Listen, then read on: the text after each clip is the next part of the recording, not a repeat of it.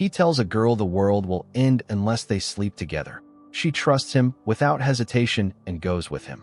Before we begin, please like and subscribe if you enjoy the video. It really helps small creators like me. Stay till the end for a massive plot twist. In an alternate version of reality, the world functions on a single, unbreakable rule. Lying does not exist. Not as a crime, not as a moral failure, but as an impossibility.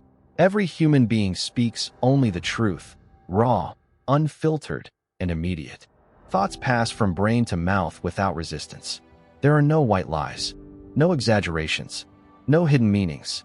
What people think is exactly what they say. Children tell their parents they are disappointed in them. Employers openly insult their workers. Strangers casually announce their disgust, attraction, boredom, or indifference. This is normal. This is life. And in this world lives Mark Belly's son. Mark is an unremarkable man in his late 30s. He is not handsome. He is not wealthy. He is not particularly talented. His posture slouches slightly, his hair thins prematurely, and his face carries the quiet exhaustion of someone who has never truly won. Mark is a screenwriter. But in this world, screenwriting is not what it once was. Because fiction does not exist. Movies are nothing more than historical reenactments, dry, factual readings of events that already happened. Roman tax audits, plague inventories, agricultural yield reports. Every script must be true, because imagining something untrue has never occurred to anyone. Mark works in this industry, writing films no one cares about. His latest project is set in the 13th century. It has no drama, no conflict, no imagination, only facts, and nobody watches. One night, Mark prepares for a date. It is not a hopeful preparation. There is no excitement, only obligation. He is going out with Anna McDougals. Anna is beautiful, objectively, unquestionably beautiful. She is wealthy, genetically gifted, confident, and socially desired. Her smile is flawless. Her posture is elegant. Her life is already successful. They sit across from each other at a restaurant. The conversation is immediate and brutally honest. Anna looks at Mark and speaks calmly. She tells him she is not attracted to him. She explains why. His face is asymmetrical. His bone structure is weak. His financial situation is unstable. His genetics are not desirable. She clarifies that she is only on this date as a favor to Mark's best friend, Greg Kleinschmidt. Greg wanted Mark to feel included. Anna is not cruel. She is simply truthful. Mark listens. He nods. He does not argue. There is nothing to argue. The date ends politely. The next day, Mark's life collapses further. At work, his boss calls him in. Without hesitation or malice, his boss tells him the truth. No one likes Mark's movies. No one finds them interesting. No one wants to fund his projects anymore. Mark is fired. There is no sympathy, no apology, just fact. Liking the video or subscribing might feel like a small thing to you, but for creators like me, it's a big deal. Your support really means a lot. Please consider liking the video and subscribing to the channel. Later that day, Mark's landlord corners him in the hallway of his apartment building. The landlord explains that Mark has not paid his rent. He says he does not care about Mark's emotional state. He says eviction will happen immediately if payment is not made. Mark returns to his apartment. The space is small, bare, quiet. Failure sits in the corners like dust. Defeated, Mark goes to the bank. He intends to close his account. The teller greets him neutrally and checks the computer, then pauses. She explains that the system is temporarily down. She asks Mark a question no one has ever needed to ask before. How much money do you have in your account? Mark opens his mouth, and something impossible happens. For the first time in human history, a thought forms that does not match reality. Mark says a number that is not true. He says he has $800. The teller believes him. The money is handed over. Mark walks out of the bank with cash that did not exist moments earlier. He stops on the sidewalk. He breathes. His heart races. He realizes what he has done. He has lied. The world does not collapse. The sky does not fall. No one reacts. Mark realizes something else. He is the only person who can do this.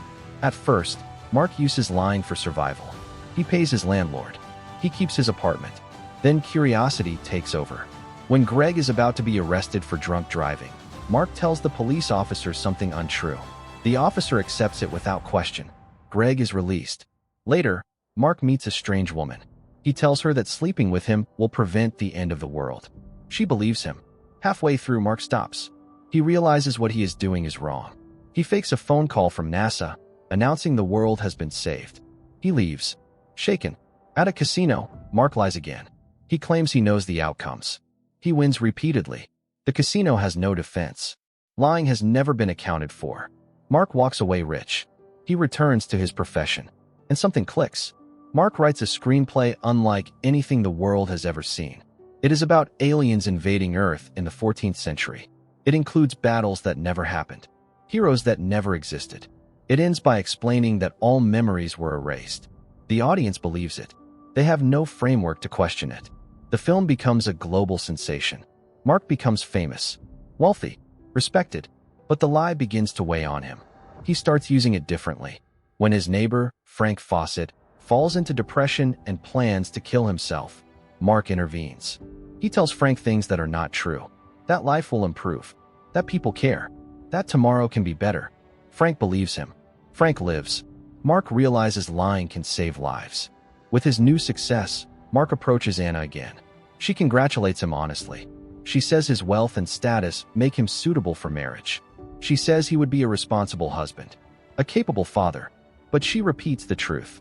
She is still not attracted to him. His genetics remain unchanged. Mark accepts this. Then the phone rings.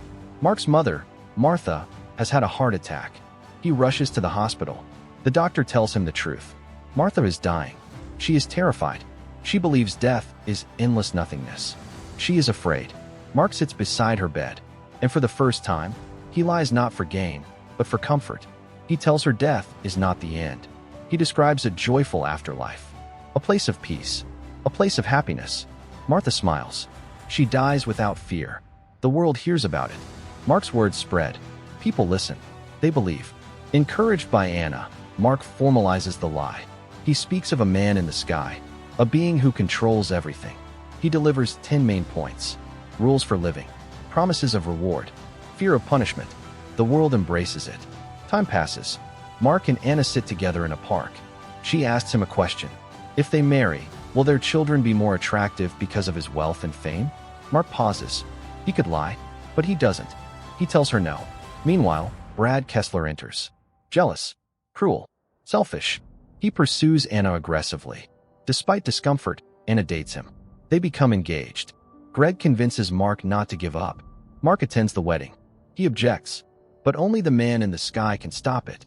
Brad and Anna beg Mark to ask. Mark refuses. He leaves. Anna follows. Mark confesses. He explains lying. He explains everything. Anna asks why he never lied to make her marry him.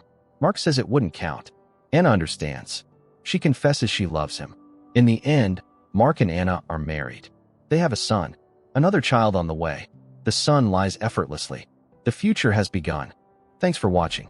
Please consider liking the video and subscribing if you enjoyed the content.